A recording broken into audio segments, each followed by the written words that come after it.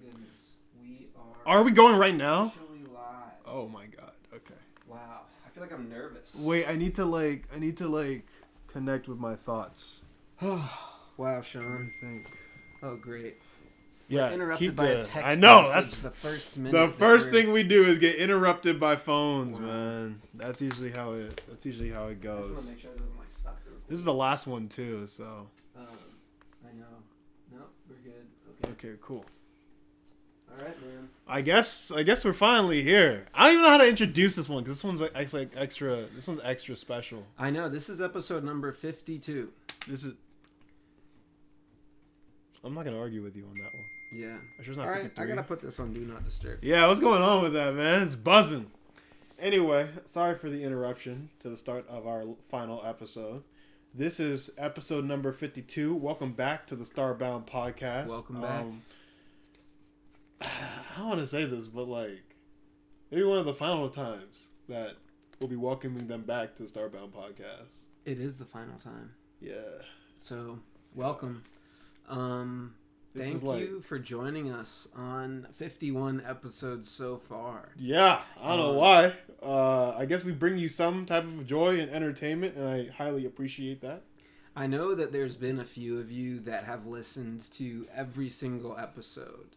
That is true. So thank you very much, and I hope you enjoyed. I hope we were a bit of the spice of your life. Of your life, of your week, and all that stuff. Yeah. I mean, we just have to, this episode, reflect on everything That we've ever done? that we've done since, mid-August. Wait, did we start August or September? We started... I will check. I think we started in September. I think. I remember right. reviewing that first episode, recently. We moved in August, but I think we started in... It might have been, September 10th or something. I feel like I checked that, recently, but let me just double check. Yeah, check again. But it's been a long, long time. Maybe... It was... a year and a half? September 16th. You called it. September 16th. That's right.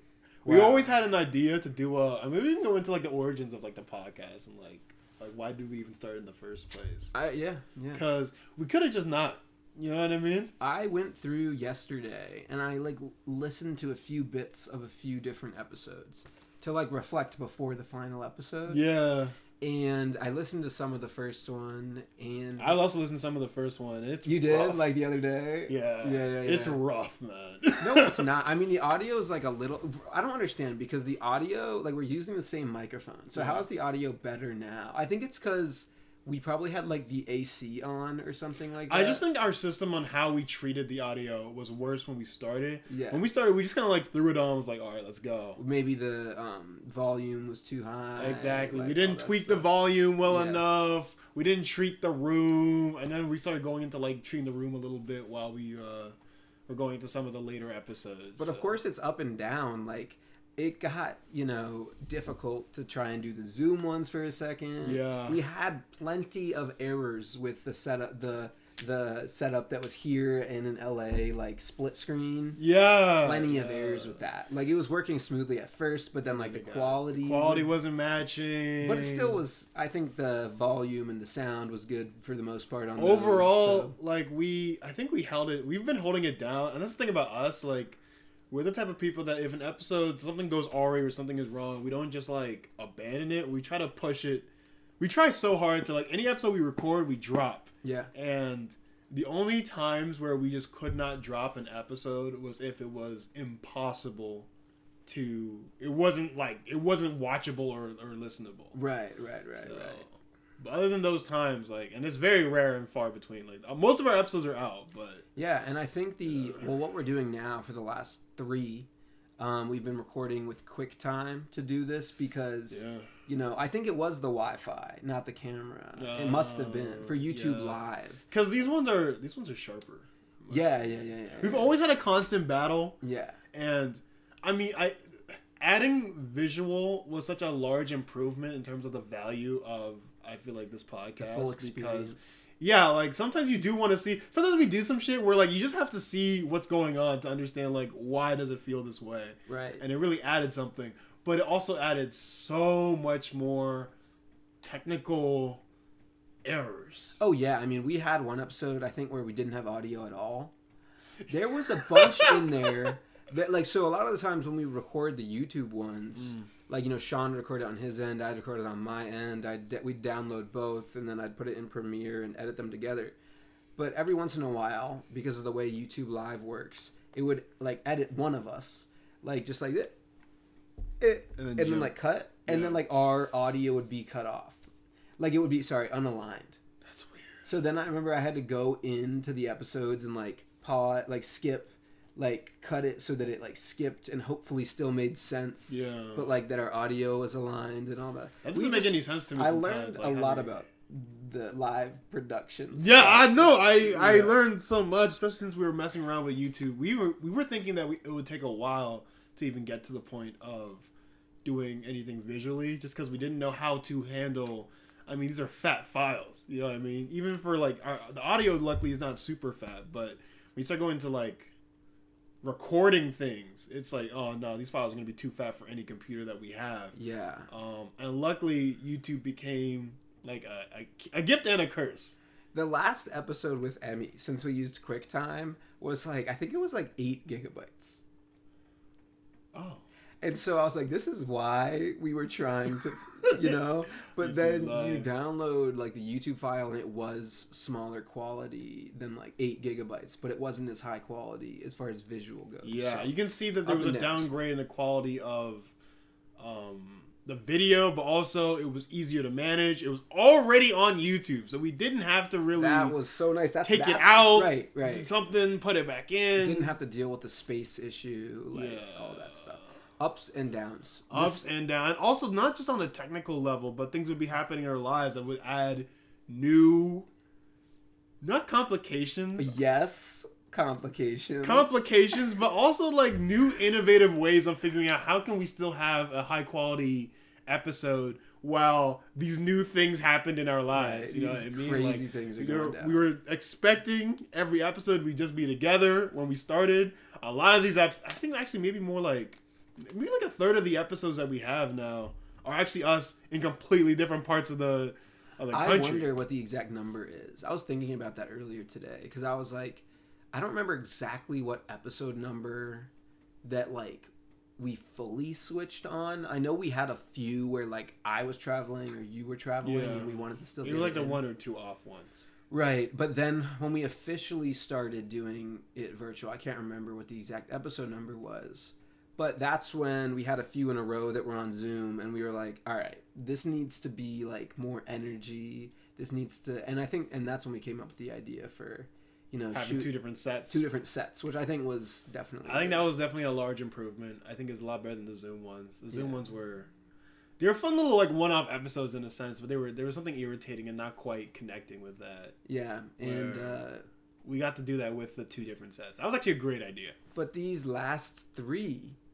Have been all in person together, which has been super nice. That's a blessing, and I want everyone to understand that because they don't know what our schedules are like. We have to move mountains. It has become very unlikely for us to be in the same room at the same time these days. Yeah, it's gotten very hard. So the fact that we were able to get all 3 episodes, with Jacob. Yeah. And then Emmy, our favorites, and then the last. We knew that we just had to do like solo, like us 2 for the last one. Emmy is ours, but we wanted to get like the homies because there was like a few homies that I was like, we gotta get these people on. We never had a Jacob episode before. We had a Jacob tease, and then we never had Emmy on the show, and Emmy's the best. I feel very complete. Like after all this. I do feel like we did it all, really. We did it all. We even had like Harry, we had Justice. We got a nice range of just friends, a nice range of artistry, a nice range of just people living life. Like I feel like we did so much with this podcast. That was exactly what I wanted to do. We had travel episodes, like when we went to Oregon. We did have travel episodes. Did it on the go, like that was crazy. Yeah. That we shouldn't have had that. We shouldn't have done that, honestly. We did it in like a hotel room, like in Oregon. It was. We had some of the gangy around us while we were recording that episode. Right. That was nice. Yeah, man. So that's the thing. I mean, it's interesting the people we were going into that first episode and the people that we are now. Because my life has changed drastically. I couldn't agree more. A lot. Everything, honestly, changed in a single... And here's the thing. Sometimes I'll go into New Year's and be like, wow, like I feel like my year wasn't that impactful or not that much change or yada yada. Sometimes I go in with that mindset, but thanks to the podcast where you can literally, like, I can watch the whole year transpire. It's like, no, man, everything happened. Right. Everything changed in a single year. I'm like, wait, I feel like I'm starting to, what's the word? Like, not appreciate previous years. Yeah. I'm glad that we chose this year. I feel like 23 is such a weird age. That also, we're the first of our... We're the only people of our, like, 23 year that had COVID behind us. You know what I mean? Like, we're having a very specifically custom-tailored 20s experience. Yeah. And a lot personally happened. I mean, it was the first time I was living in LA. Like, the first time I lived out of Maryland since I went to college, like, in Maryland. Yeah. And... Oh, wait, were you born here? Yeah. What? And luckily, you knew the ropes already, so you helped me out. But still, I mean, that was the first time we were officially living together. I mean, we had, when we were little, we'd have, like, which of, us... like have the most sleepovers days in a row. Like, you remember that? It was like a competition amongst friends.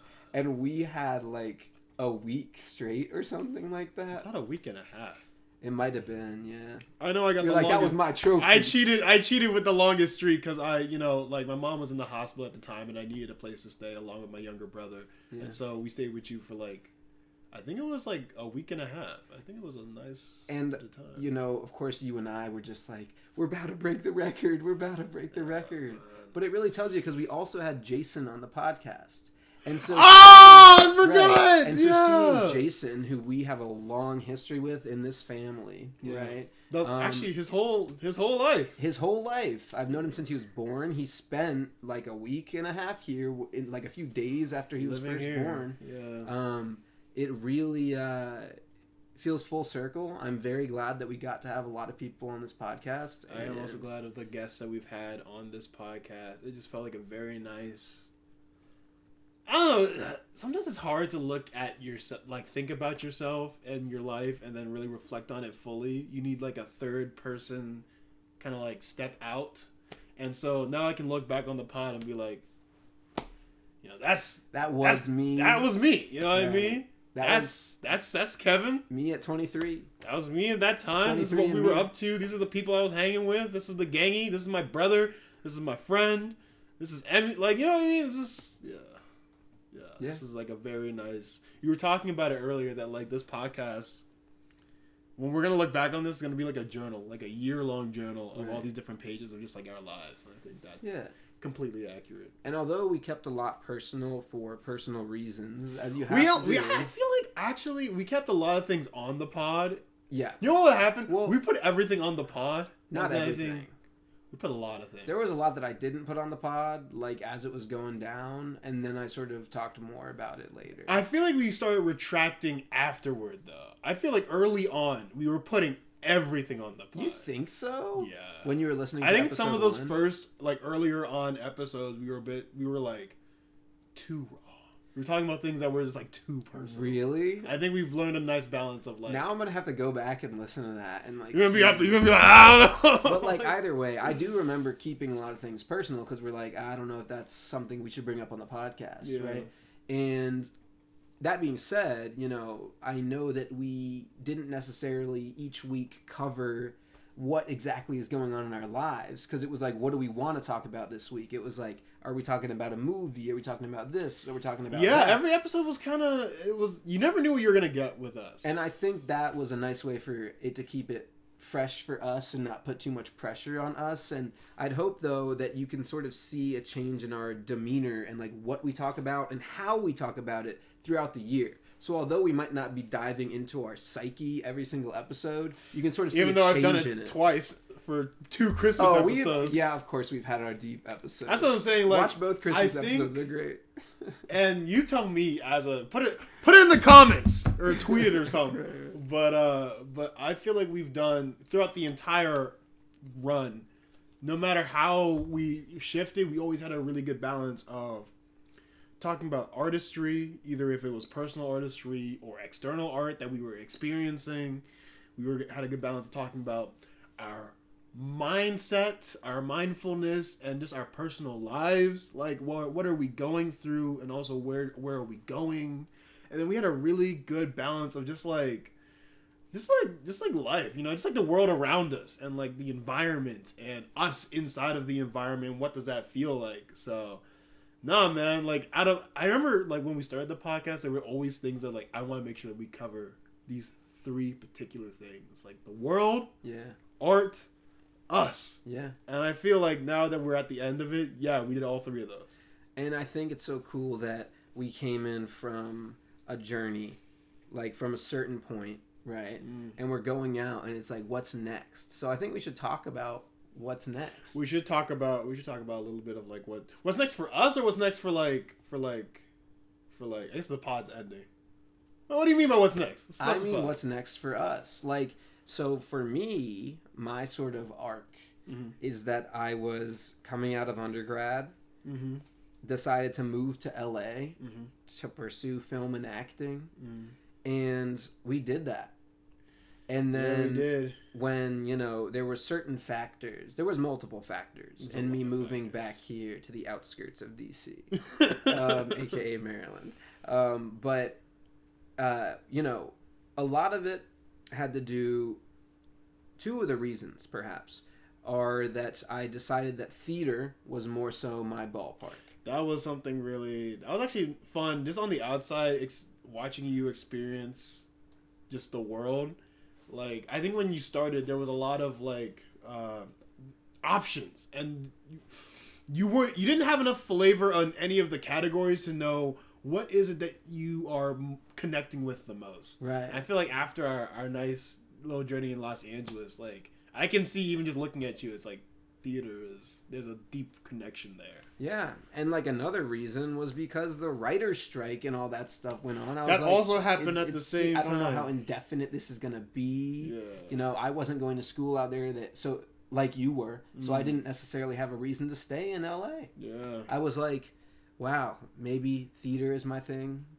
The theater world in LA is not very big. It's really not. I met a bunch of improv artists who were awesome and chatted with them, but in a lot of ways, DC has a stronger theater scene.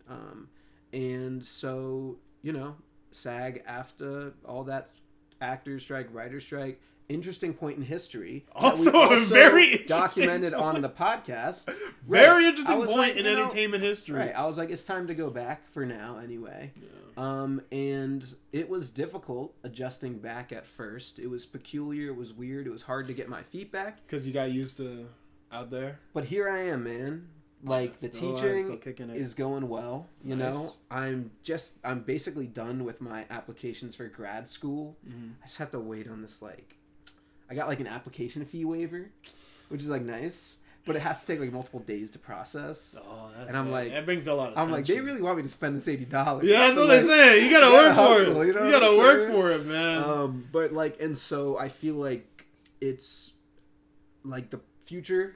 It's being propelled into, and the finale of this story of the podcast, of course, doesn't have a finite end, but it is just like as we came in, having all these experiences, we go out, moving on towards other experiences, and my life coming into the podcast, thinking that I was moving to LA to stay there, and then now being back in DC.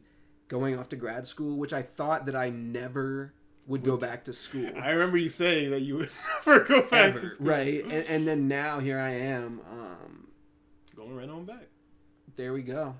That's the thing, man. My own words. We ate our own words a lot of the time. Look, but that's life, I feel. It's life is kind of about setting goals or directions or taking a path, but that doesn't mean that what you say or what you think is going to be the end destination. Of course. It's simply a direction. And then you might find that the path guides you in like a U-turn. It might be kind of like a left-right. You don't know where it goes. You just got to follow what you feel is right.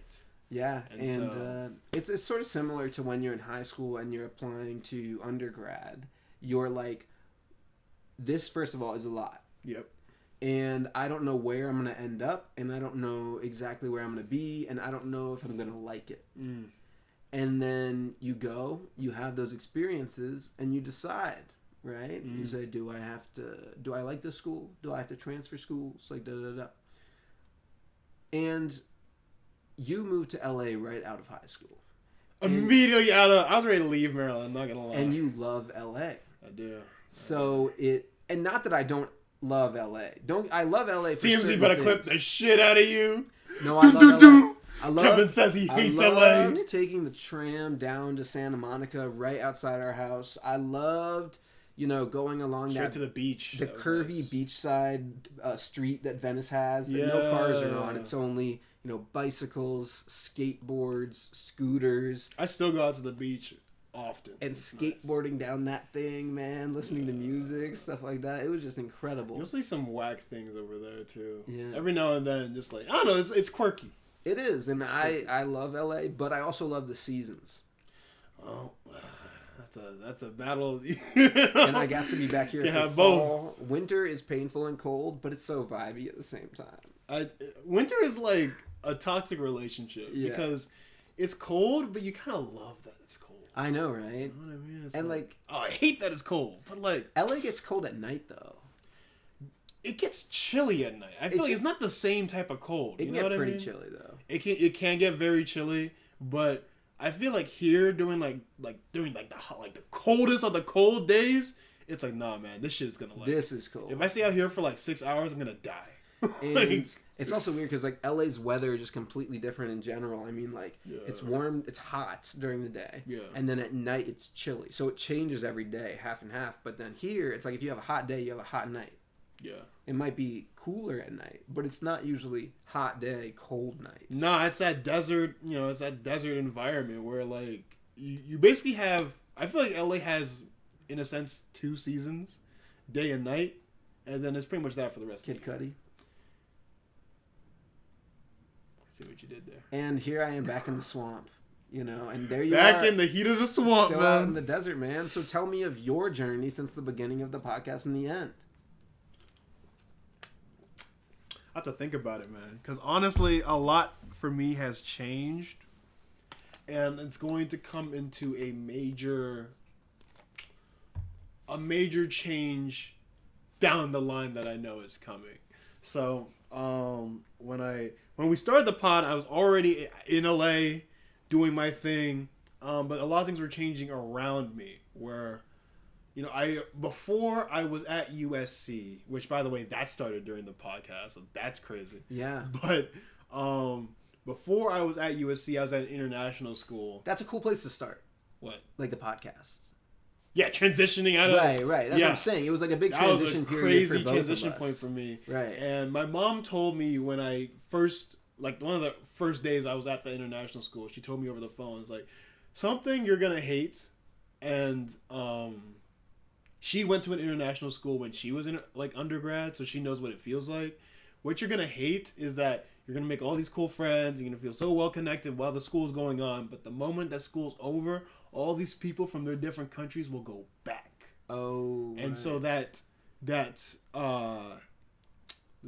what's it called? It's like a break. That kind of community that you created while you were there, you're going to have to restart that again. And so... You mean after you graduate or after you stop going to that school? Or... After you stop going to that school, basically. Yeah. And a lot of my friends now that were in that school originally, they've all... Not all of them. There's still a couple people still left. But a lot of them has now dispersed back into whatever country that they started from. And it's like, dang. Yeah. I feel like that world has kind of started to close. I was feeling that. Also, just for me, my personal journey, I was always fighting like the government. Really, I know. in the heat. They were your big bad. They were your antagonists. They were my Thanos for this podcast, where I was constantly in battle with the government about immigration because there were a lot of opportunities that I not only wanted to take, but that like were given to me, but I couldn't seize that opportunity because of my immigration status. So I was dealing with that, and luckily I won that battle with the government. We settled it, and because of that, doors I've never seen before just reopened. And you did that on the podcast, like while we were... That was happening during the podcast. That's cool to document. And you got your voice out there about that stuff. You know what I'm saying? No, it was a long fight because it started even before the pod, so it felt like years. I almost felt like there was a point where I felt like this was going to be an internal, or not an eternal struggle, where every passing day, this is going to be my fight because it was going on for so long, right. And it ended during this podcast. I was like, whoa, now I can try things, do things, see things I've never been able to see before, because now this lane is open for me. So I feel like a lot changed in my mindset, and that's going to be another thing I wanted to tackle about my journey on this podcast. I think before, I always call, this is going to seem rude, but sometimes I see people in the street, I'm like, oh, like NPCs. You know what I mean? Not to TMZ, you can have that one. Non-playable character. That's what it stands for. No, I saw a lot of people as like non-playable characters. They're just like people that are filling up the environment to make it an environment, but like they're not really connected with themselves. They're not playing themselves. It's like in GTA where like if you're not the main character, you're the people walking on the sidewalks. Exactly. So it's like other people that are just kind of roaming around, going about their day, but they're not the main character. Exactly. I mean, everybody in a way has a little bit of a sense of it because you can only, perceive your own experiences. No, but I'm about to bring it around, Kevin. Check this out. There's this thing called mindfulness where, meditation is a part of it, yoga is a part of it.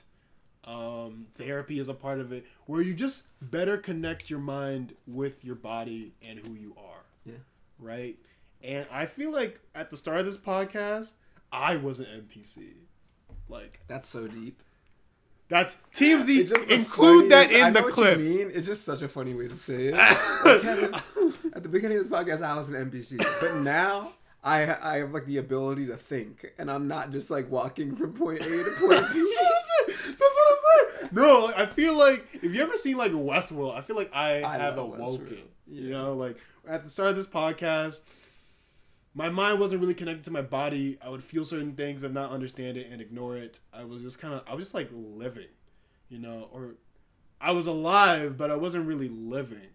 But through this podcast, I decided to explore more into like being mindful, connecting with my thoughts and my feelings, like where are these things coming from? Who am I? I'm trying to build up.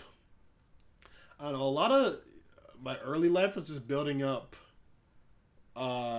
either my body or building up external, like objective things. Like, oh, I want to do this so I can be here. I want to have this so I can look this type of way. A lot of external things. Yeah. And like through the podcast, I'm starting to become very mindful of just like building up internally, right?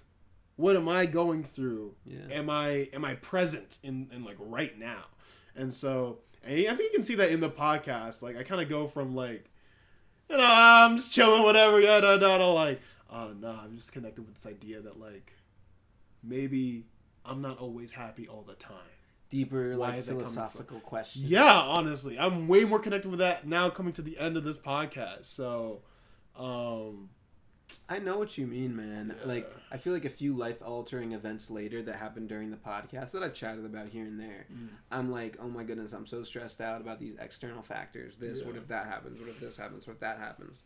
And it sort of like came down to me eventually coming to the realization of like, why don't I just like appreciate the world around me? And that's when I really came up with the concept of like, if your senses are satisfied, like if you have a nice view, right? Funny bone. And you have some nice, right? That was actually kind of funny. Funny bone, yeah. if your ears have some nice music going into them, right? Word. All that stuff, touch, smell, tastes, if your senses are fulfilled satisfyingly, a lot of the times you should just take time to appreciate that and not worry always about, I have to do this, I have to do that. No. And I feel like that helped me a lot and helped me discover my love for dancing, which kind of came out of nowhere. Just because I needed to stop worrying about stuff. I started listening to music. I listened to the most music I've ever listened to this year. Are the most... You're the biggest... I don't know how to describe it. Out of all the people that listen to music that I know of, you have listened to music the most. This year. This specific year. It was insane. But it helped me through a lot. And so, I definitely learned so much about myself. And that's kind of what your 20s is. It's exploring. I feel like it's like exploring who you are. Yeah. And becoming who you are. And that's kind of where I'm going to go with after this podcast. Like, what does the future hold? All these 3 different things have now converged on itself, right? I have now new things that I'm exploring with school and these new subjects I've not had access to before. I'm much more mindful about being in the present and what do I actively want? Why am I doing a lot of different things?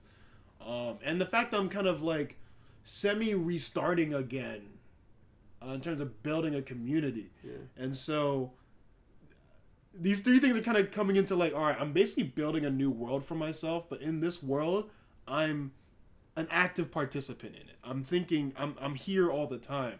And rises this question of like, wait, not that I still want film or don't want film. I think I've come to the conclusion that film is something I will always want and love and be passionate about and will be fighting for and be trying to do.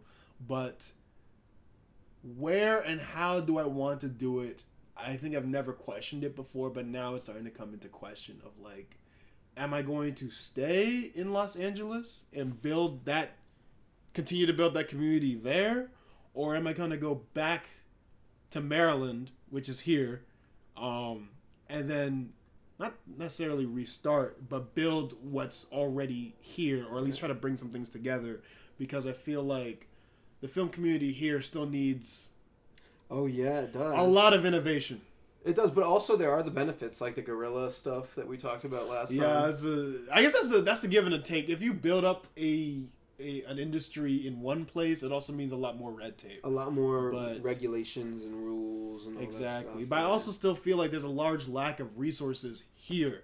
I would love to try and build up if I'm here. Yeah. So it's like, I see these 2 paths. I don't know which one I'm going to take. You got time. I don't have to think about it right now. You're in school. You have time to figure it out. I'm back in school now. Man. You get to meet people that are from California, that are from the East Coast. You get to get all these experiences, get to work with them.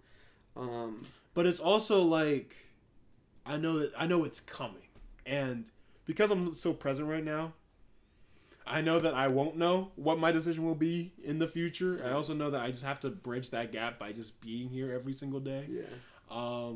But I'm a different person than I think. Oh yeah. A younger version of me that started the podcast would have been like, LA every day. Right. Big movies. Whatever. Right. I was like, I was charged up. Yeah.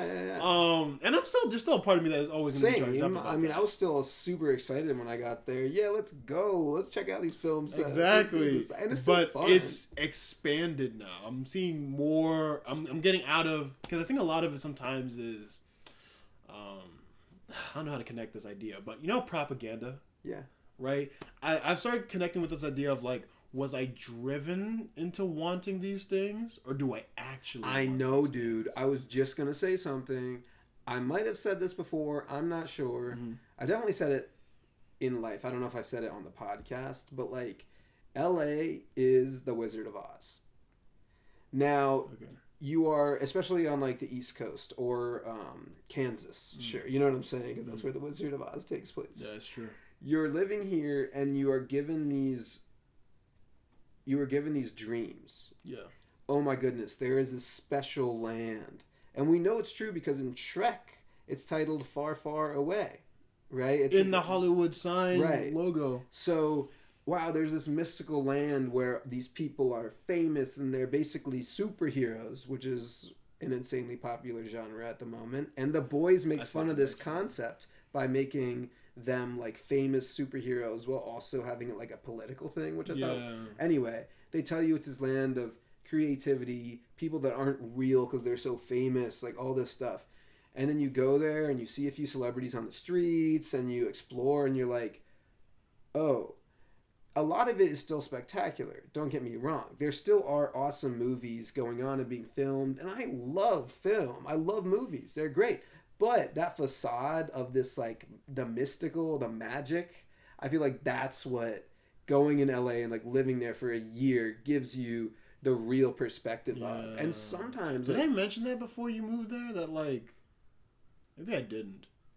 But for anyone that moves to Los Angeles, I think if you've never been there before and you think about just like, you know, Hollywood and movies and film and oh my God, the limelight and the red tables and the red carpets and the, you know, like you get caught up in this fantasy, but you haven't really seen what it's like. And don't get it twisted. I think aspects of that fantasy are 100% real. Yeah. A lot of those things are happening. There are red carpets. But you're not seeing the full picture. This is also just a city that's way overpopulated, has a huge homelessness problem, and is like you're not looking at for everything that it is until you get there and you're like, oh, I get it. Now I see what's going on. Yeah. And so once you're faced with the reality, right? Because here's the thing. Your dream is always going to be a dream until you really see what it's like, right? So now that you're there, you've tasted what reality is. What does that mean for you? Yeah. What does that mean for you? And so I'm gonna have to face that in the future, just in terms of where do I want to be more permanently. Yeah. I've also just never been a stable person my entire life. I wouldn't say that's true. In certain degrees, you're super stable. In fact, I would describe you as a more stable than unstable person. But... Stable maybe in terms of my character, but I've never been comfortable with like staying in one place for an extended amount of time. Fair enough. You know what I mean? I'm unstable in terms of like I'm always moving around. I'm very nomadic. Right. I'll go into a new environment and I'll try to adapt to it, and once I've adapted to it, I move on to the next. Right. I've had that type of lifestyle for like since being a kid to now for many different reasons. Right. So but now that we're going into like adulthood, some of our desires are changing. Some of us now want to talk about settling down, families, stuff that requires you to be stable. 24. You're almost 24. I'm almost 24. So it's like... Stability is starting to become like, if I want certain things, I do need to have stability. Can I adapt to being stable? In the real world and like all this stuff. And all that. The real world. So we'll see. I think that's my journey going into the future. That should be really exciting. Yeah, I've expanded. I'm a different human being now. You know what I mean? I mean, man, here's my thing. Yeah.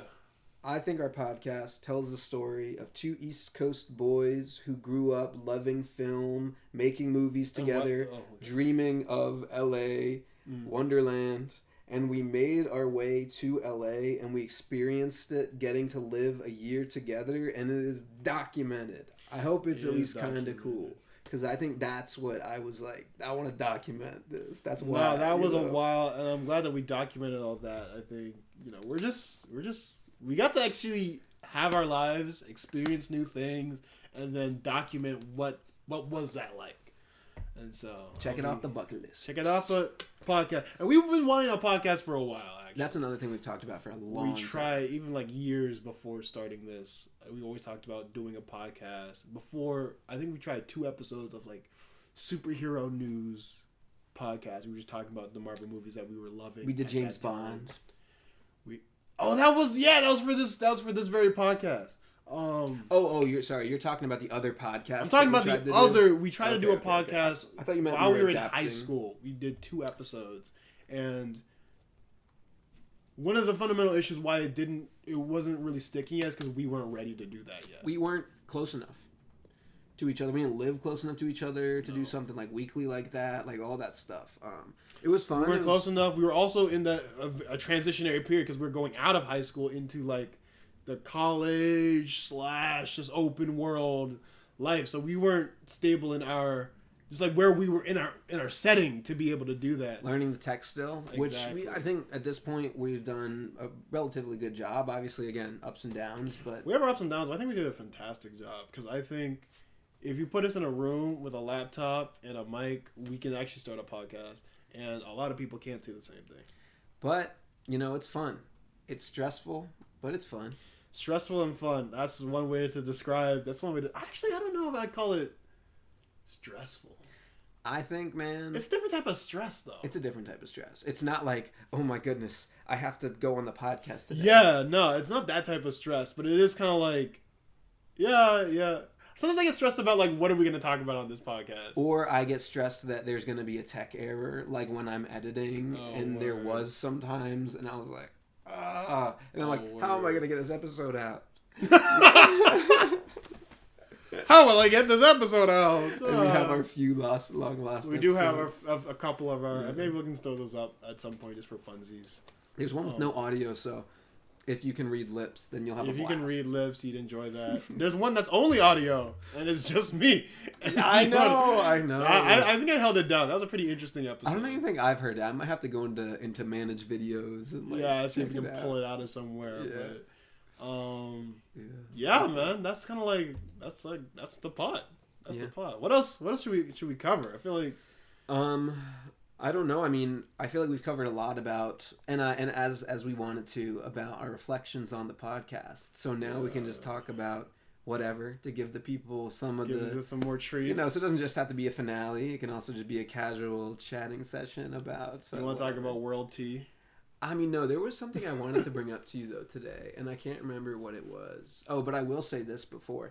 I finished the third book of the OG Mistborne Trilogy today, a book series that I've been reading, like, throughout the podcast, and then I started a long time ago. Please finish it for this is the final episode. I did. It's right there. That's the last one. And Hero it was so Ages? good, but it's kind of sad because like I finished it today and we're like finishing like recording the podcast today. So I was gonna say, do you have any reflections on like the finishing the trilogy? Yeah, I mean the trilogy overall is amazing. Okay, cool. But I still think my order of like how good they are is 1, 2, 3. Like 1 is the best.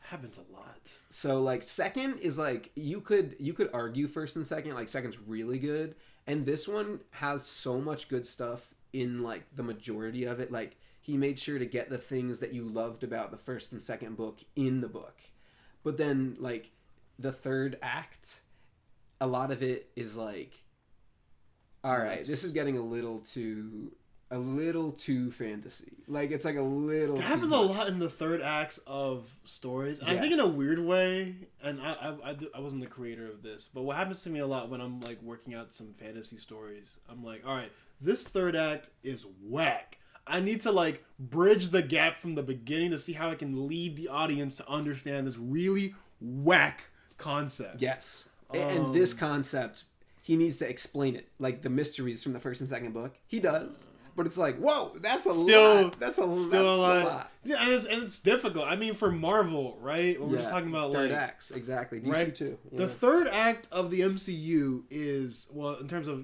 phases 1, 2, and 3, is Thanos wants to wipe out half of everything. Yeah, and it's like, and you're gonna convince me that like a raccoon, a man who built a suit of armor, and a god from they're all gonna team up and stop this guy. Like, you're gonna have to bridge the gap for me from the beginning, right? With something I can actually be grounded in, and then work your way up to that, which I feel like Marvel was able to do successfully. But you can just see in the amount of time and movies that it took to bridge the gap of like, okay, here's a real man that like built a suit of armor, and right?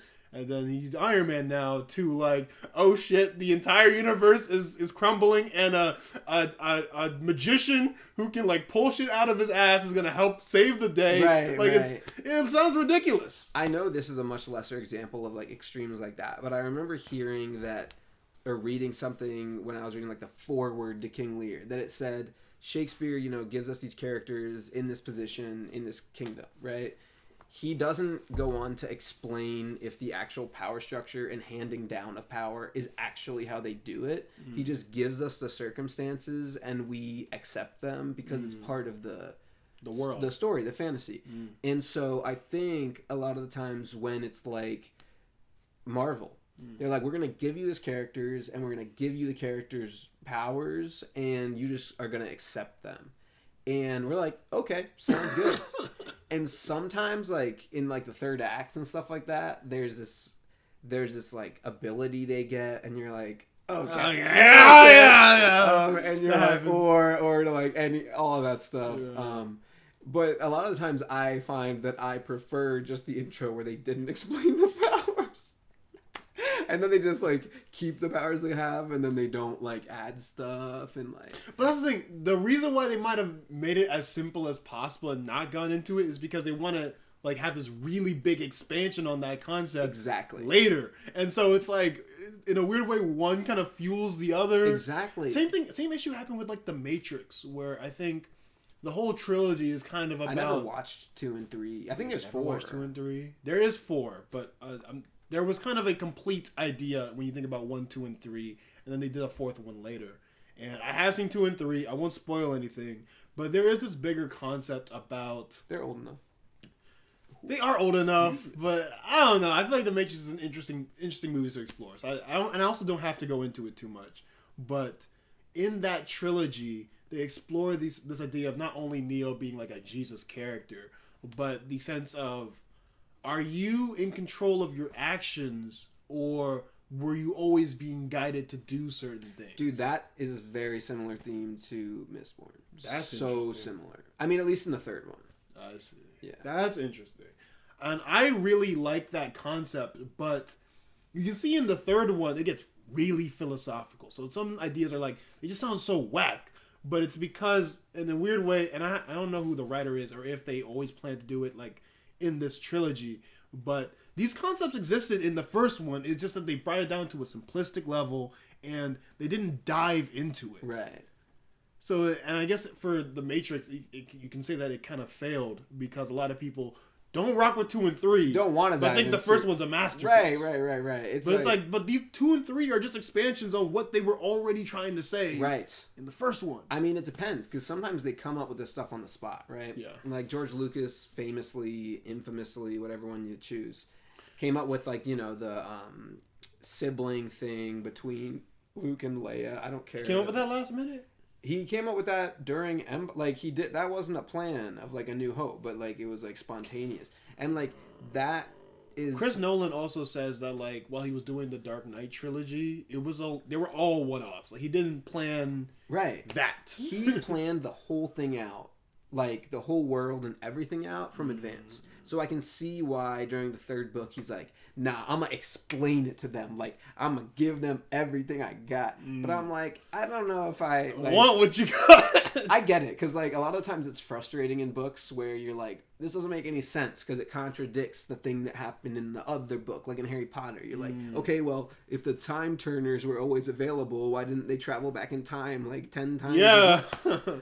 So he does do a good job of making it make sense, and you're like, okay, that makes sense. But I'm also like, I wish we didn't have as much time explaining what made sense, and like more time. You know what I'm saying? Yeah, and but I can't complain because he does it good. Like he planned to kind of put that together. Also, Lord of the Rings is another example of a trilogy that was planned, all 3 of them, from the jump. And so, oh really? I didn't know actually that, but it makes sense knowing the story. Yeah, like the way that the story unfolds, it was intent. Like all 3, it's one story that really they broke into 3 versus, like. Again, going back with the Dark Knight trilogy, it's one movie at a time, and they're just expanding on what they did before. Yeah. Or sometimes not even at all. That's a good point. That's a good point, yeah. And both of them have their pros and cons. I think the Lord of the Rings way, where you plan all 3 ahead of time, more often, and this is my opinion, there's no statistical facts on this, but I think more often than not, that tends to fail. Really? I don't think it works super well when you plan all 3 in advance, because a lot of times what really happens when people say they planned all 3 in advance is they plan the third one, but there's a lot of concept that you need ahead of time. So then they plan 1 and 2 to fill out 3. Okay, for Lord of the Rings, I semi-agree. I did enjoy every movie, but Lord of the Rings is one of the... Well, the third one was so much better by far, in my opinion. Like, it all, like, led up to the third one. And I think Lord of the Rings is one of the few of these, all 3 planned in advance, that works extremely well. I think, even though you can say, like, 1 or 2 was weaker than 3, or whatever order you want, I think all 3 of them as a story just works so well. For Lord of the Rings, it goes 3, 1, 2 for me. I think I'm gonna go. Dude, this is gonna be a hot topic.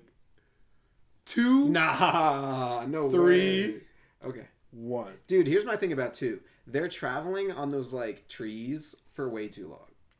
It's so annoying. It's so no, because annoying. here's my thing with Lord of the Rings. I feel like the third act of the second one is the best of all of the Lord of the Rings ever. Is that like when the battle like begins? Pretty much, yeah. This is pretty much like everything's like it's just the battle. It's like leading. It's the battle. It's leading up to the battle. It's the battle itself, and it's the resolve. Wait, is that the one that's like the Left 4 Dead map, or no? That's the third. That is the Left. Oh, that is the Left, or is it the? Because there's a huge battle in the. There's a bunch. There's a lot of battles in the third. Yeah, yeah. I think. Is it? Is it? Because that scene was awesome. Actually, I don't remember. Left 4 Dead is a zombie video game that we've played like Helm's Deep since we were little kids. Helm's Deep, yeah. Wherever Helm's Deep is in the series, that's what we're talking about. I don't remember if this kingdom was Helm's Deep. I mean, it was dark and it was raining. Yeah, I feel like that's. I think it is the one from Left 4 Dead. Like the second one at the end. Yeah. Okay, because that. Yeah, so the map was like. It was a customized map, and you could like download it and like put it as a part of the game. What's it called again? It wasn't like a DLC because it was on the computer. It was like a mod. A mod, right. And they had the Helm's Deep map, but instead of like bow and arrows, they had these like turrets, so you could like kill the zombies like as they were rushing. It's survival mode, so just zombies forever. And then you could run like through the tower and up, and Gandalf could like save you and all that stuff. Yeah. That was a blast. That was amazing. Yeah. Anytime we've ever played that, it's like we finish and then I'm like, damn, I want to play it again. Well, we usually like play it again. I've only won like once or twice, and one time it was like online because I think the pros to do it for you. I think we finally did win of our own accord at one point. Was I there? I don't remember. I don't remember either. But like it's such a good. We played that way more than the regular. I honestly would play it again. I would too. It's fire. But back on the reason why I think the second one is the strongest of the 3 is because of just that final act is like, to me, is perfect. It inspires me on other stories. It's like perfection for me. And then I agree with you. The first half of the second one is boring. The tree walking is just... It's boring. If it is Helm's Deep at the end of the second one, like we think, that definitely gives it bonus points. But because of the trees, that's what's got to take it. For me, it's honestly, it's like 1 and 3 are kind of on the same level. I might put 3 a little over 1. And then if you split the second one in half, the second half is up here, and then the first one's at the bottom. I think the first half of the second movie is the worst of the 3. But this part is so strong, I'm like, nah, I'm gonna just take it all and just be like, that's my favorite, and the other 2 beneath it. Fair enough, man. That makes the blasphemy of calling 2 the top one a little less blasphemy. Nice. And that's the thing, it's like, if you leave your audience strong, it might be better than starting your audience like weak. I know. Or starting your audience strong. Now, this is like over a 700-page book. They're all like about that long. Shit. So I finished it. So it's not like it was bad. Like when I was reading The Hunger Games, I couldn't even finish Mockingjay because I read like 75 pages and I was like, nah. I'm not a huge fan of... But it had to be somewhat good. Like the first like 7 out of 8 quarters. No, actually, honestly, the final act is pretty good too. It's like if there are 10 acts, there's like 82 chapters. So it's like, say you're at like 75 and say like 76 through, this is not exact, but say 76 through 79 were kind of mid. Mm-hmm. And then like 80 to 82 are pretty fire. So that's like, the thing is like, where do you... He brought it back like for the very end, but like there was a section in there that I was like... I think that's important. As long as like, okay, and also your movie can't be like complete trash for like the whole thing. You have to have some gold in there. But I think if you leave your audience with a really strong like image or message or something, people are gonna think your movie was like at least good. Right. You're like, all right. Yeah. So, but if you end poorly, like that's what people are gonna remember. It's true, man. It's true. That's what people are going to remember. So. Yeah. Also, I've been getting into. It's about the journey, though. Huh? It's about the journey, not the destination. And that's the thing. Like back on just like the podcast and like life stuff and like where things are going. I've been delving deeper into the writing bag. I think I've mentioned on this podcast that I'm working on a sci-fi right now. Yeah. Oh yeah. I've been delving deep into that.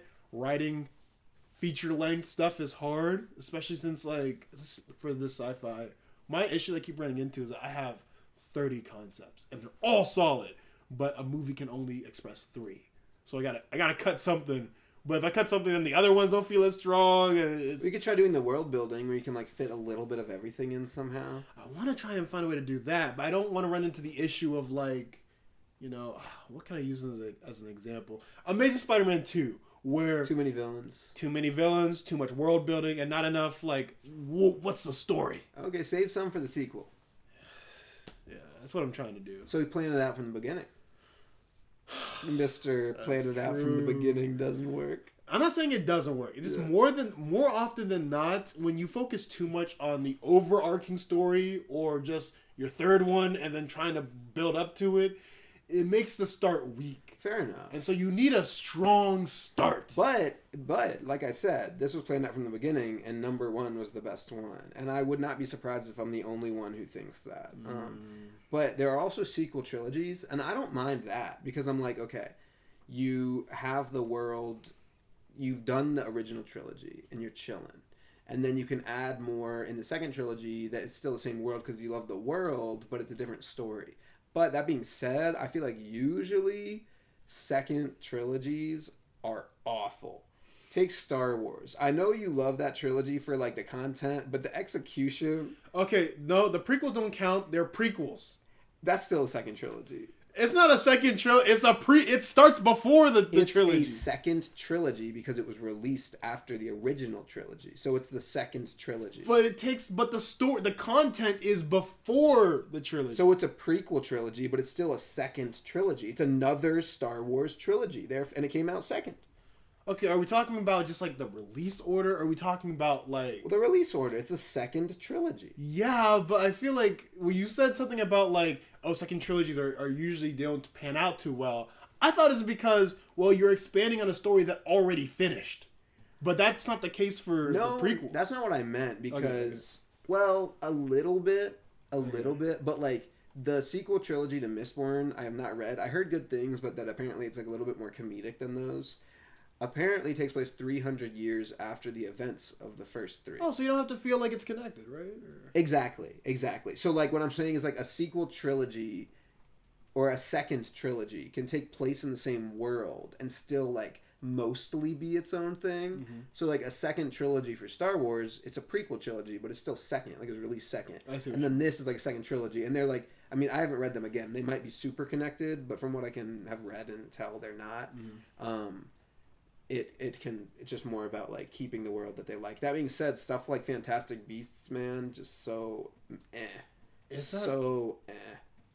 That's also a prequel trilogy. My thing with trying to continue or having a sequel trilogy, like that Star concept Wars, of like the later ones, that's what I mean. Like a story after the story already ended is that the story already ended. So what you're gonna end up doing is saying no. It hasn't ended, and then just destroying all the work you did before, or you try to take what you already did and like kind of surmise it somehow. And I think although Force Awakens is the first one of those 3, wait, that's not what I meant to say. Force Awakens, although it feels that way, it feels like they almost took everything back that they finished in the 6th movie. Yeah. It still is the best of like those 3. It still is the most watchable. Because they keep going further into like undoing the... Because the thing is, when you watch Star Wars particularly is such an obvious example. Because when you watch that 6th one, it feels like including or discluding the prequels, either which way, it feels like, all right, we have wrapped up the entire the conflict of these 3 or 6 films. Right. It wraps everything up in a nice little bow. You know, the future issues are future issues, but it's like, this is done. Right. And what the sequel trilogy did for me was just say, yeah, you thought it was done. It wasn't done. It wasn't done. Right. Everything that they like fought hard to accomplish, completely undone. Everything that sucked in the first movie that they had to fix, it still sucks now, and they have to fix the same issues. Exactly. And sometimes the characters also, like the bad guy. Also, the people that you thought that they defeated, they did not. So sorry. It was for nothing. I mean, it's interesting, right? Because it leaves a bad taste in the mouth. It's like 2 trilogy, or it's 3, but like it's an example if we're talking about the first trilogy and then the most recent one. Yeah. The first one is an example of not everything being planned out and it working. The most recent one is an example of nothing being planned out and it didn't work. It didn't work. So it didn't work. Yeah. And I guess the prequels are an example of planning all 3 of them out and then none of them really working. Yeah. Or at least for its time. They're appreciated now conceptually. And there's always that YouTube video that's like, The Last Jedi is actually the best film in the world. It's garbage, man. I mean, there are some scenes YouTube, that are cool. I've noticed but it that's now. about it. Huh? Like, there's a few scenes that are cool, like the one with Kylo Ren and Luke, and like the big battlefield. That was really cool. That one was so cool. Until they ruined it. Although it didn't make any sense because it didn't make any until they ruined sense. it. I was like, it's like parts of. I think there are some ideas that you, without a doubt, are very good ideas in that movie.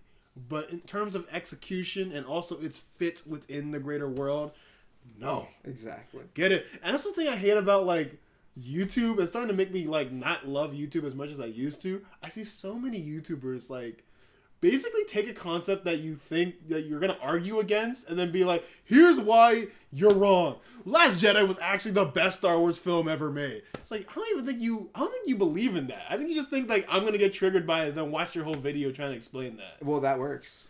It does. I'm not hating the game, but I do not want to play. I'm not hating the game. I'm just hating the player. Sure. Yeah. I'll agree with that. I'm hating the player. I don't want to play that game. I think it's bottom feeder a little bit. I don't want to hate on YouTubers because like it's hard. Well, no, you're not hating on every YouTuber by saying that you dislike the concept of like clickbait, but I mean, you also can't necessarily roast the hustle, or like you got to understand the hustle to a certain degree. I feel like certain people can do clickbait, but then they still give you something of value when they clickbait you. Right. I've seen certain YouTubers where like, yeah, the title is clickbait, the little the picture thing, like the thumbnail is clickbait. The content is not. It's not what it says to be. Like, it's not quite what it says it's going to be, but then it still gives you something where you're left with like, I'm so glad I watched that. But some other videos, it's just complete, utter, just garbage. Just like, oh, all of you are wrong. I dare you to fight me in the comments. So you can get engagement? Yeah. Is that what it... I don't like the transparency. I don't know if we as an audience have just gotten smarter to it or there's just something happening. But I don't like actively knowing that you're seeking my engagement. I don't think it's weird to know that somebody wants your engagement if they are a creator at all. Right? Like, do film directors say, it's weird if you're looking to watch my movie? No.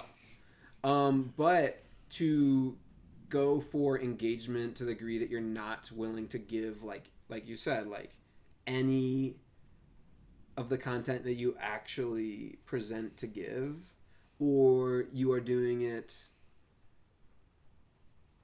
just to be a contrarian.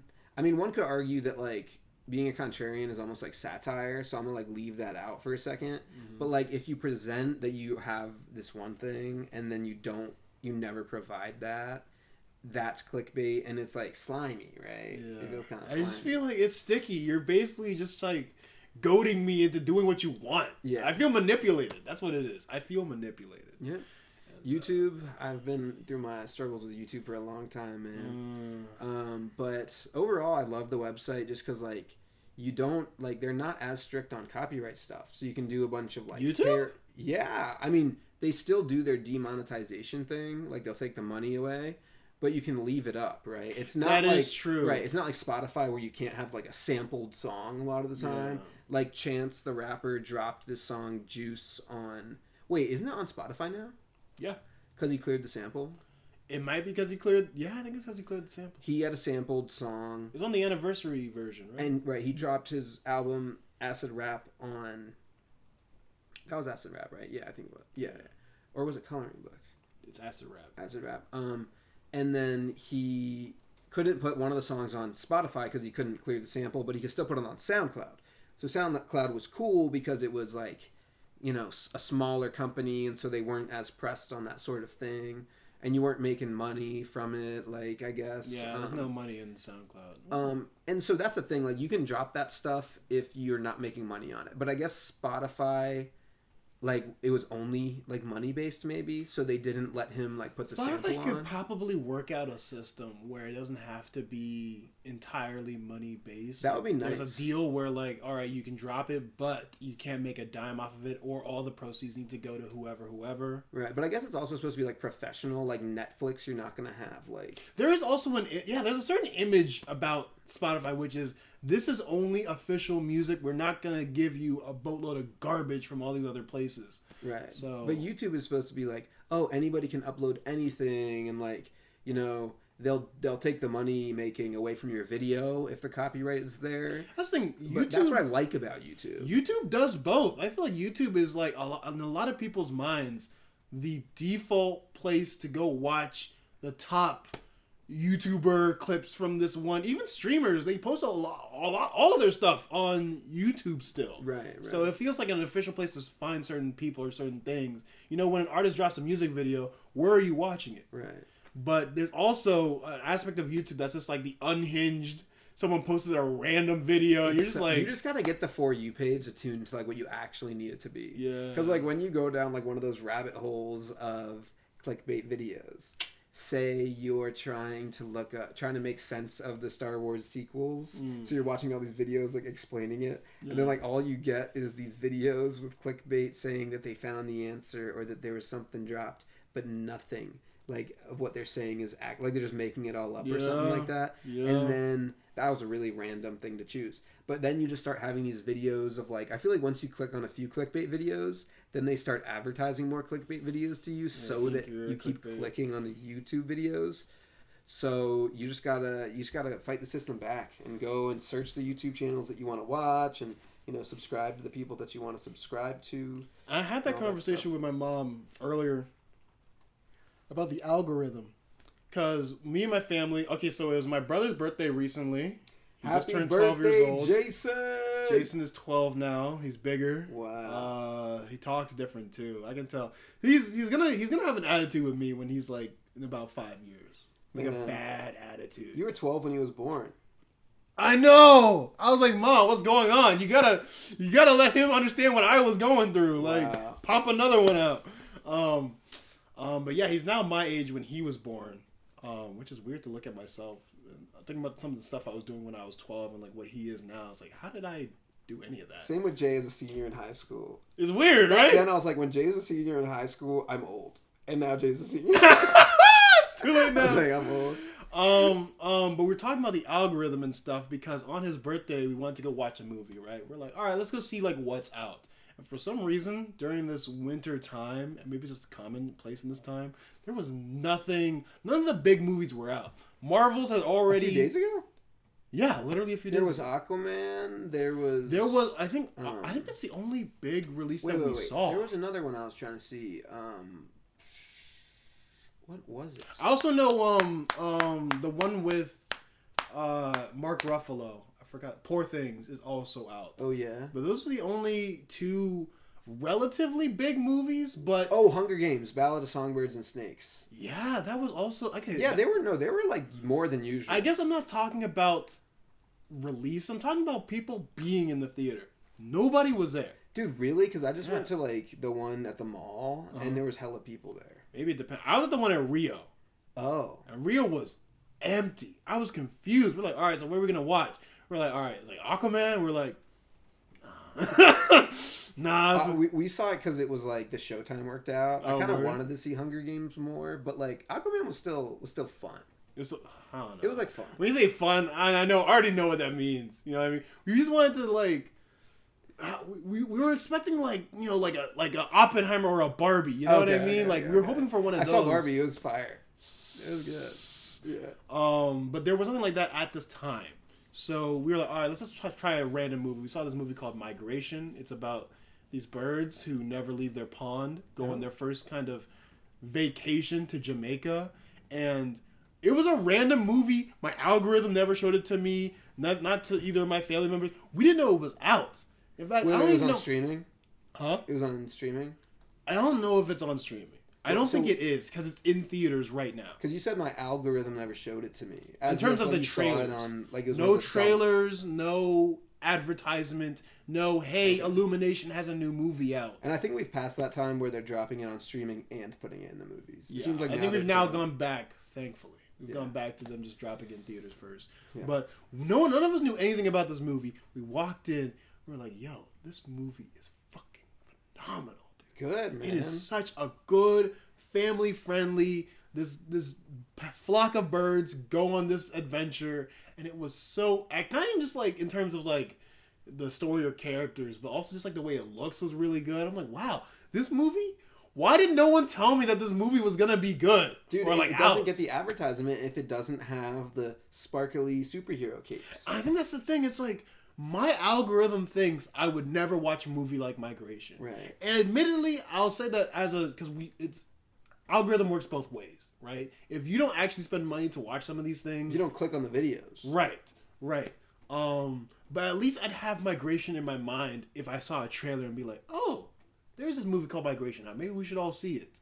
Like, luckily, because that movie was out while me and my family didn't want to watch anything else, we saw it as like a last resort. Right. But I feel like it would have been higher on our list had I gotten a chance to see it. I know. Or like the trailers or advertisement. I feel bad sometimes because I'm going on Fandango and being like, ooh, Aquaman, I know what that is. Ooh, Hunger Games, I know what that is. Ooh, Migration, I have no idea what that is. It's not like I'm gonna watch a trailer. You know what I'm saying? It's but like when I'll be in the movie theater watching the trailers at the beginning, I'll be like, that looks fire. I'll have to watch that. Yeah, you take note. But if it's one of those movies, it's like I didn't take actual notes. So by the time it comes to Fandango, I forgot what it even. So like I'm like, is this like it's like you're not even registering that it's something your brain should remember. It's just something like scroll past, and that's like on me because like as a film major, I should be watching more movies. Yeah, like having. But a lot of the times I'll watch the indie stuff on the streaming services because I'll be like, I'll just be willing to give this a chance. And that's the thing, we're in such a scroll culture of like. Back in the day, it was basically the very few select studios that would tell you what you should watch. And now, because there's so much content, we are the ones in control of what we should watch. And now we've become extra picky of like, okay, I'm going to watch stuff that I feel like either I already know some of the concepts, like Hunger Games or Aquaman, or, sequels. This seems to be like in pop culture right now. Like everyone's talking about Squid Game, so I'm gonna go watch Squid Games. It's fun to talk to people about that stuff. No, and like I think it's important for us to still watch things as a community, but there's also these other things that aren't in these bubbles where I feel like, in a weird sense, it's like pigeonholing all of our attention to like these certain things and making us ignore the rest. And then as artists that make small things, it's kind of like we're not doing our part to help other small artists. But like, hey, I'll do my best next time. I do think I do better than others. I definitely need to do better. On streaming for sure. Because I'll watch like a bunch of... But I'm like, I should also be doing it in the theaters. Because that's like... But I definitely do, I'll stop by and I'll watch a trailer when it's on Netflix, but that's because like automatically plays the trailer, like has a nice setup. And a part of it is also pressure to make the right decision. Like for us as consumers, we always want to make sure that especially now that the economy is getting so like, volatile, we always want to make sure that the money's being put into the right decision. Right. So you're gonna pay $20 on a gamble, or you're gonna pay $20 on a movie that's like, okay, it's part of a franchise, and I like 60% of the films that come out in this franchise, so maybe, there's a high chance I'm going to like this one. I guess I know this actor and that actor. And it doesn't mean you shouldn't watch it. it doesn't mean that you shouldn't watch that film, but like maybe you would have had a better time with the gamble. Right. Every once in a while, you might as well gamble. Or if you have one of those AMC pass things, you could like, it's like you pay like $25 to see as many. And that is a good benefit. I know sometimes I dog on AMC the A-listers thing. Jay had it for a while though, and he said like when he used it, it was awesome. No, and I'm not. I think it's a fantastic deal. I think actually all theaters need to kind of do that subscription-based thing now. A lot of them do. But my beef with A-listers was never with A-listers itself, but with people that have A-listers. They're always like, "Oh my god, A-listers! Oh my god!" There's like constant advertisements. I hate it. They can Shut go up! and see their Aquaman and see their Hunger Games, and then also see the indie movie. True. You can see Migration. No, it's a great deal. I do recommend people get it, but I hate that my friends are such advertisements for it. It's annoying. It's like, yo, shut the fuck. Anytime I want to watch one movie, they're like, "Damn, A-listers." Alright. Relax. Yeah. My nearest theaters are Regal, bro. Calm down. Right. If I had $1 for every time a filmmaker came up to me and was like, A-listers. Regal has one too, I think. Regal does have their own one. And I was going to subscribe to it last year, but then my school semester started and I have not done school in a while. I was like, let me just focus on figuring out this schedule before I start adding on making movies instead of watching them. Huh? Let me focus on making movies instead of watching them. Also facts, yeah. Like, I would love to spend time to go and watch every movie that's out, or I can spend time working on my stories and getting that out. Yeah. So that's why it's kind of weird in LA. It's like, I watched so many movies going out there, and the moment I got there, because so much was going on, I didn't watch... Like, I watched very few movies in LA. Like, I mean, watched quite a few. We had a spree where we were watching a lot of movies. Yeah, especially towards the beginning. Yeah. Like, because watching James Bond and all that stuff. But after a certain point, I remember being like I went like months without watching a movie, like a movie. And that happens, man. Everyone has their periods where it's like, I just don't want to.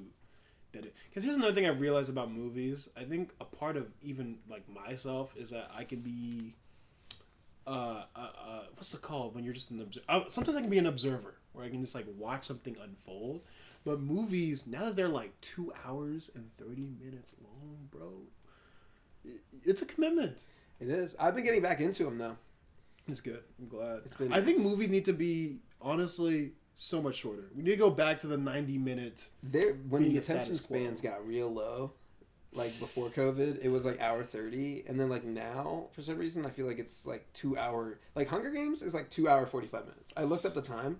That's why Jay and I didn't see it. It's longer than the first Avengers that film. night. Dude, 2 hours and 45. And, like, Aquaman was, like, over 2 hours, too. No, it's now the standard to have, oddly enough, like, quick cuts, but a very long movie. Yeah. 2 hours and... To me, if you are above 2 hours, you're a long movie. Yeah. I'm good with 2 hours. 2 hour 30, you're pushing it. Because more often than not, I'm like, you're not actually giving me more. Like, Get Out is a fantastic film. That's 90 minutes. There you go. So I feel like more often than not, if a movie is above 2 hours, it doesn't mean it's better. It doesn't mean you're filling in stuff that actually is going to make the story a better experience. True. Yeah. A lot of the time, especially with the big... like company ones, it's like, all right, this did not. You didn't need 2 hours, and I could have gotten out of here in 90 minutes. It seems like some people though, or at least the audience. I don't remember what critics said for Ballad, Songbirds, and Snakes. They liked it. I think it was still. Yeah, how are the reviews for that movie? I think it was a fresh tomato. I can't remember, but either way, it seemed like some people liked it, and so I'm like, all right, well, some people could sit through 2 hours and 45 minutes, and I'm willing to. I got, why not? I probably will still see it, but I think I'm gonna have to wait till it drops on streaming. Not to hate on Hunger Games, but just I'm like very tired of like a franchise ending and then somehow there's a spin-off. I know it is because like how did that Fantastic Beast go? Oh no, it didn't. You know what I mean? It didn't go well, but I think that was panned from the get-go. In fact, let me see just like what the reviews of Ballad of Songbirds and Snakes is, because I'm kind of curious. Even with like we're talking about one of the greatest franchises ever made, the MCU. Once they really finish that big storyline in Infinity War and Endgame, how are you feeling about it now? You know what I mean? Something about continuing a story after you finished it is like it tends to not work. Most people thought it was over already. Yeah. Okay. No, yeah. 64% tomato meter, so it's fresh. That means that's pretty good. If it's like it's under like 60. It's like not fresh though, or is it under 50? Where it's not. I think it's under 60. I think it's under 60. And then 89 audience.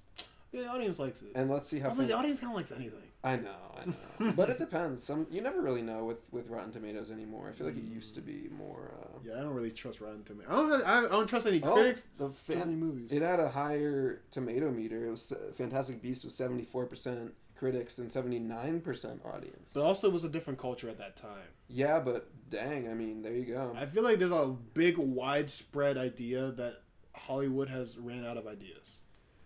And it's kind of that's tainted some of the opinion on any movie that you've watched. Yeah, you know, when Fantastic Beasts first came out, movies were still like it was like a hot idea, like, oh, more Harry Potter world. You know, now it's like, okay, I'm tired of everything. Anything of the old world, I don't want to see it anymore. Yeah, it happens. It's like fatigue, because like a lot of times it'll go out with a bang, and then you're like, oh, I missed that world. No, that ending made me so sad. So you kind of like that you're sad about it. You know what I mean? Apparently, there's like a book that he made. Like these are like books. I think the last one was like 2007. Mm-hmm. He made one apparently like 2016, which follows one of the characters from the first book like throughout this trilogy. Mm-hmm. And it was received really well, so I'll probably read it. But like usually that thing especially in like movie form, it does not go very well. Maybe book form, it's like here and there. Maybe book form works better. It's just like I don't know. Sometimes you'll have a movie like talking about another franchise with the X-Men, Logan, right? Where you know the movies are kind of said and done, and now you do another one that like really just nice, like it nicely fits in the pocket and wraps it up even more. Yeah. After everything was said and done. And then you have other movies like, I feel like almost any other sequel movie after, where it's just like, this is not... Ant-Man! Let's talk about Ant-Man, bro. No, Quantumania. I think we already have, didn't we? Or did we not? Did we talk about it in the pod? It's trash. I mean, they had good concepts. I don't think it's complete. Actually, no, I do think it's trash. It was pretty bad. I mean, like, just given what the first Ant-Man was and how awesome it was. It's actually I don't understand where the disconnect was, because... With Doctor Strange, I know you're more of a fan of the second one than I am, but I just saw I enjoyed it. I know most people like hate it. Yeah. I thought it was a good time. I just rewatched the first one, and I feel like the team that did Doctor Strange, along with the actor, everyone was on the same page, and it made a really good story. But then they switched out the team with Sam Raimi's team, which all respect to Sam Raimi, but...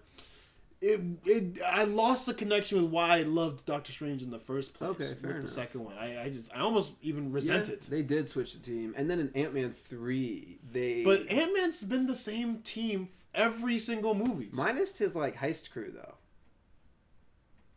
Oh. They were like his squad. Oh, I was talking about the team as in like the behind the scenes team, like the director, the team working under the director, like. It does change a lot about a movie, though, like what their squad is. But no, back on the Doctor Strange thing for a second, that team change also changed the team in the movie itself. So yeah, because like Rachel McAdams, right? Like yeah, she kind of is only there briefly, and then she's gone, and now we're added all these characters from other places, or they start in this place, and people want to take them into other places. It's like, let's just do Doctor Strange, can we, please? But with Ant-Man, it's a different story because same director throughout. I'm assuming the same writers throughout. Same cast, well, mostly. And the sauce was lost. His heist crew, dude. His heist crew was so much Yeah, where's T.I.? Where's... Dude, what's his name? Michael Pena. Oh my god. Wait, was he even in the third one at all? No. Oh, yeah. He's not. He's in the second one, right? Yeah, he's in the second. I like the second one. I know a lot of people didn't like. I was like, I had fun. Like it was not. I would say I had more fun than I did with a lot of like movies. So I would put it at like probably put it at like a 65%. My issue, maybe 70, but it wasn't like incredible. And see, and that's I don't even think I can say I had fun with it, because like my issue with the third one is the same issue I had with the second one. The villain sucks in the second one. The villains suck. First of all, I don't like this like multiple villains with different objectives somehow all affecting the main. It's too complicated. Unless it actually ties together. And secondly, it just feels like nothing really changed. Nothing really happened to the characters where they had to make changes in their lives. Fair enough. And they've been building up this like quantum realm, and then like when you go into the quantum realm, you're like, well, at least what I was saying is like this should be a movie where, because it's trying to build this interesting realm and world, that most of it should be done physically, like Star Wars, practically, with like, you know, real puppets and real, you know, miniatures and like all this stuff. But they just did the classic Marvel thing of putting it all on a green screen, and that's something that's something I don't think you should be doing unless absolutely necessary. When like you are making a film like that, right? You want to explore the world, but if the world's just like bloop, pop. And it's weird. It's like, I'm not against the use of CG, because some things you can only CGI. For example, we're talking about Quantumania.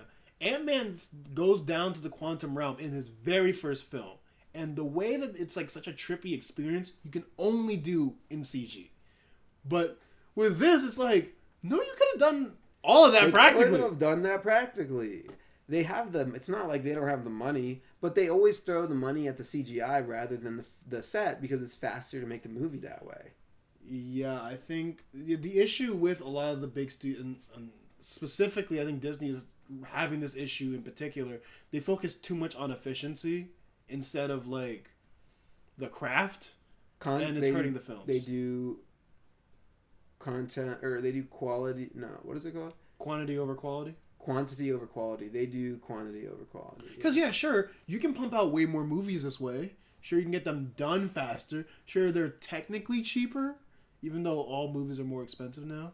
But this isn't better. Dude, it's almost like there's few movies, if like probably none actually, where Iron Man looks like better than he did in Iron Man 1. And that doesn't make any That was like sense. 2008. So it's like, it's not like they don't have the technology. We have improved technology from then, and somehow things are getting worse. And it's because they're going for cheaper, not better. They're going for a lot cheaper. Even though they got the money, come on. I don't understand that either. It's like, how are you so rich, but you act like you're so broke? Still makes money. But like, now that it's losing steam, the MCU, hopefully they'll start putting more money into the quality if they're going to keep going. And that's the thing. I guess part of it is also, like, the Disney plan was leveraging what do people like. Yeah. And we did like the MCU. And so they leveraged that and said, okay, cool. We can give you anything and you'll like it. Right. No. And what happens is that trust that you built with that fan base, they lose trust or they lose disinterest. And like, even for me, I didn't see the Marvels opening day in IMAX. Have you seen it? I haven't. I have still yet to see the Marvels. And this is the first core MCU movie. You understand? That Sean has not seen. I have rarely met any fan that's bigger than me. Actually, I don't think I've ever met a fan bigger than me. And I just couldn't bring myself. I've seen all but the Marvels now, too. The first one I didn't see in theaters was Ant-Man 3. The first one you didn't see in theaters was like the one after that. The Marvels. Isn't that the order? Or is it Guardians of the Galaxy 3? Oh, maybe it is. Like Guardians 3 might be in the middle. Fantastic. But Guardians 3 is fire. Guardians 3, we can I think people like to hate on Marvel as if it's all bad. It's really more just like it's 50-50 now compared to it being pretty much a given to be good before that. Right. But yeah, it's like I didn't see the Marvels. I'm like, why are you not seeing my issue? Like, once the fans go, it's hard to rebuild that trust again. It's like their biggest flop of all time. Exactly. I don't think they made money on it. Kat, what are you doing? Kat, hey, calm down. Sometimes she just eats that plant. Odd. Stop it. Stop. Kat, stop eating that plant. But it's like, you want food? Keep going. I'll give Kat food. It's about the leveraging of the fan base. It's like, again, once you lose the fans, it's hard to regain that, and that means two things for a franchise: either A, they just stop and can it, and it's done. Because Star Wars, because Harry Potter. Because Star Wars, Harry Potter, a lot of different things. Usually, they wait till it gets bad. This is my issue with TV. They wait till it gets bad, and then they just abandon it. Yeah. Or they make improvements. They don't even end it, bro. It's like, so Young Justice, one of my favorite cartoons. Yeah. Best like DC content. Okay, they have 2 seasons on Cartoon Network a long time ago. It was incredible, and then it got canceled because they didn't sell enough toys. Yep. When DC Universe streaming service came back, which is under HBO, now it's officially HBO Max, so the seasons have been moved on to there. They brought it back. They had a season 3 and season 4. The writer didn't take the opportunity to just like make another good season and tie it up. He instead took all these concepts that was way too much and made these complex seasons that didn't have the same energy as the first two. Yeah. Didn't like finish the story in the fourth one. Yep. And because it was mid, it's just canceled now. And so it's like you failed again. You made 2 bad seasons and you still didn't end the story. And I hate that. It's like, bro, and this is the thing. Sometimes we put the blame on the studios and the executives, but sometimes it is the writers. Sometimes the writers are really just that terrible, and it was a fluke that it was that good in the first place. Or they, just don't have the same. It's been so long. I mean, it makes sense that he didn't quite have the same flow that he used to have as far as that stuff went. Yeah, and fell out of practice. And maybe I don't think HBO Max would have been like, you shouldn't finish it. I think they would have been fine with him finishing it off. What? The series. Young Justice? Yeah. Yeah. I think so. Yeah, I think so too. Yeah. I think so too. That's the thing, man. Franchises are difficult because it's like they do have a story always has to end. That's just how it works. A story has a beginning, middle, and an end. But then when you have a franchise, it's also like, well, this is also a moneymaker, and I have to keep going to support my family. I always liked it when Marvel doesn't do the after credit scenes. Like, I like them over here and there, but when it, like I don't think Endgame... Now we get, 5 a movie. It's just nice, because it's like, okay, this is at least some kind of end to this I story. think, say what everyone has I've heard so many wildly different opinions on how Marvel ended with Infinity War and Endgame, but I think at least they got out exactly when they needed to get out in terms of ending that story. Maybe that probably is true, because it was like the hype train, and like if they dragged it out longer, it wouldn't have stayed. I think the story does line up pretty well with what the expectation was. It did leave a good taste in the mouth of like, all right. Majority of fans, it did. It was like, if that's the end of where we started with Iron Man. It was really cool. Like, it started getting a little too... Like, it was on... I think Infinity War was on TV the other day, and, like, Ant-Man was wearing this helmet, and it, like... It did not... It was just, like, moving, or, like... It was, like, he was moving, and it was, like, keyframes. And I was like, this is ridiculous already. But, like... There were still a lot of effects that they did work very hard on that looked really good. I think Thanos looks good through both of those films. Yeah, but then again, like Iron Man, like he's also like, in Civil War, it's like... I thought with Iron Man in Infinity War, like something about this particular suit design looked weird to me. It was like... I know it's like nanobots or whatever, but it looked like almost rubbery to me. It was just too much like, oh, well, we don't have enough time to work on these visual effects, so we're just going to slap that helmet on, and we're going to give them, like, not that much time to do all of this.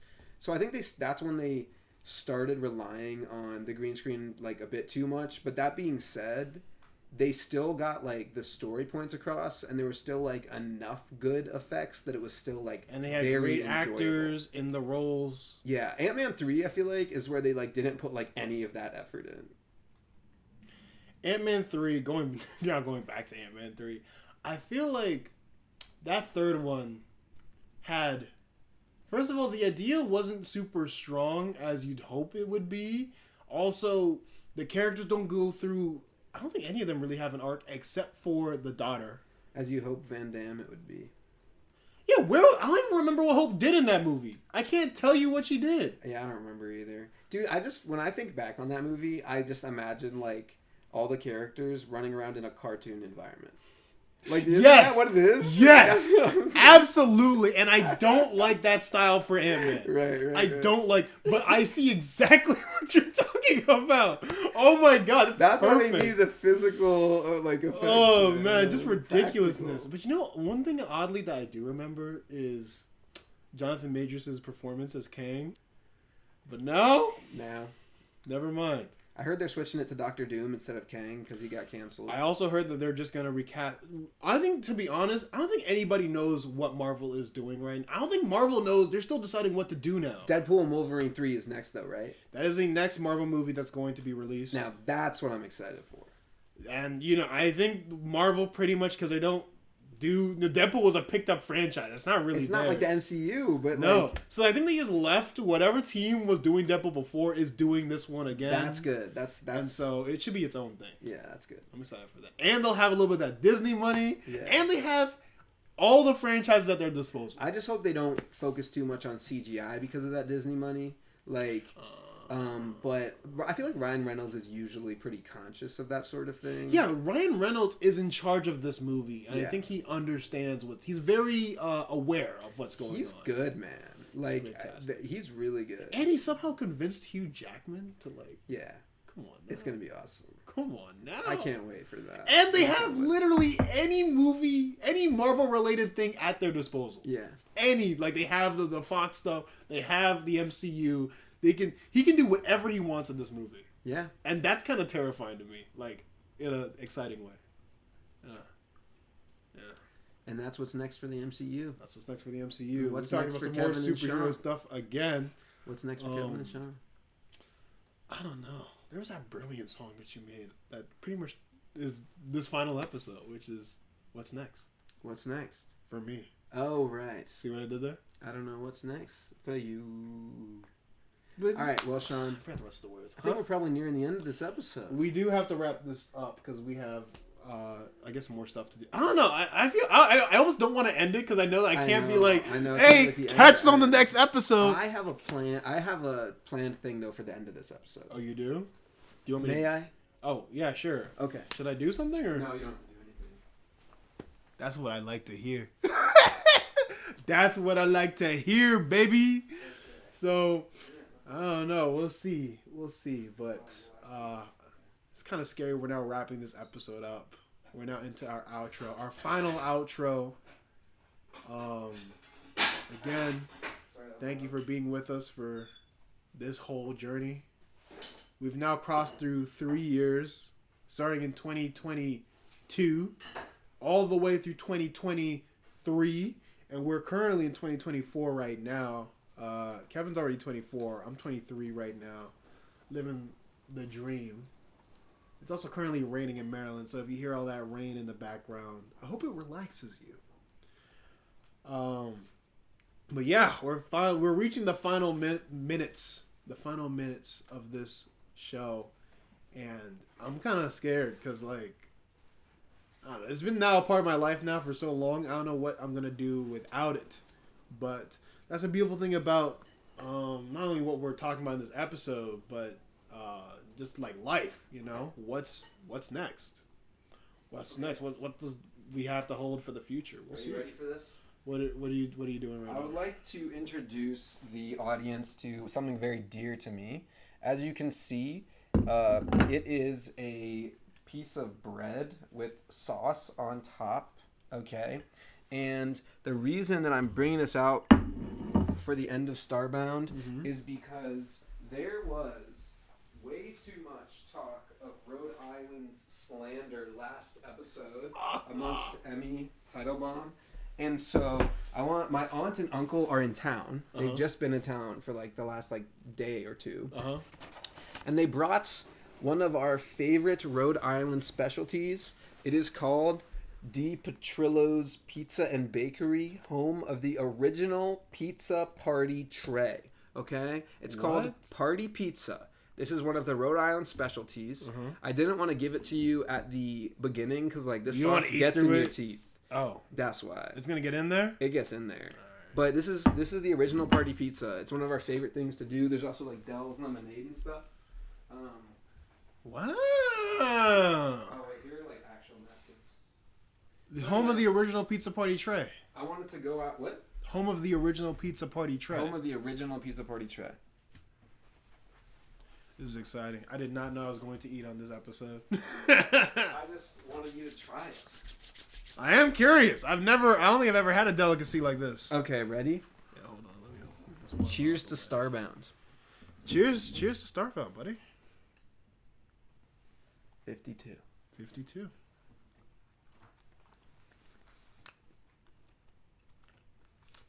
What this reminds me of? I don't know if you were there during that era.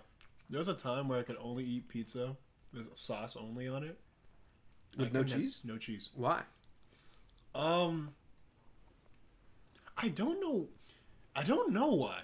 You know, when you're a child, you're just kind of like a picky eater. And I thought cheese was kind of gross. It's slimy. Right, you still don't like cheese-based snacks. Yeah, a part of that lived on in the cheese cracker department. But I've grown to love pizza in all of its shapes and sizes, except for Hawaiian. And what about this one? This reminds me of that. About what? Like my childhood. So, that's good, I think, right? Nice and nostalgic. No, it's awful. It's fucking garbage. Says the man who just took another bite. I know. I lied. TMZ, clip that up. It was a lie. It was a lie. It's actually quite good. Cheers to Rhode Island. Cheers to Rhode Island. I have no beef with you. That was simply Emmy. I mean, I was supporting it, but that's because let's keep the pod interesting. I hope, if anything, if you judge any of my actions and choices of words on this pod, I try to keep it interesting. Shout out to my cousin Timmy Tuziant. He's been a big supporter of the podcast. And, you know, Timmy, if you're listening right now, I had to represent for Rhode Island after all that slander last episode. So no, you're definitely represented. This stuff is good. I have to take a trip out there. That's what I'm saying. It's not bad. Tastes like love. Now we just have like that eating ASMR for the rest of the podcast. Yeah, please enjoy us eating for the rest of this. Almost done. Oh. When we finish these pizzas... Oh, you already finished yours. I was going to say it's time for the end of the podcast now. No, it is time for the end of the podcast. Can you pass me that? What? Thank you, friend. That shit quite splendid. I know, right? If you're in the audience right now, I hope you grabbed a bite. We can all eat together. You know, Kevin has told me many times that eating on this pod is a big no-no, but... That's just because, like, sometimes... Well... There's been multiple reasons here and there that you just have to adjust for the microphone. No, I completely understood Sometimes I even noticed, like, when we were doing audio, I would tap my foot on the floor and it would be too loud. What? Really? Really? But it might just be me. I might be nitpicking, but, like... That reminds me of that one episode where we were arguing, and then the guy... We were arguing really loudly, and the guy beneath us was like, doom, doom, doom, to the ceiling because we were living above him. And then we were like, hey, yo, shut up right now. We're in the middle of an argument. That was a good time. That was a good time. That guy probably hates us, wherever he is now. What you gonna do? What are you going to do? Anyway, come back. We got to do like a... I don't know how to... I can't like... You know what I mean? Because usually I'm like, all right, thank you for being with us. We'll see you on the next... Like, I can't say that now. Thank you for being with us. It doesn't have the same ring. It needs a little like... Here, I got it. Someday. Thank you for being along with us on this journey. And I'm excited to see where the rest of this journey goes. So am I. Oh, that was hard. You felt that? When you see us on the streets, say hey. Or don't. or don't. And ignore us completely.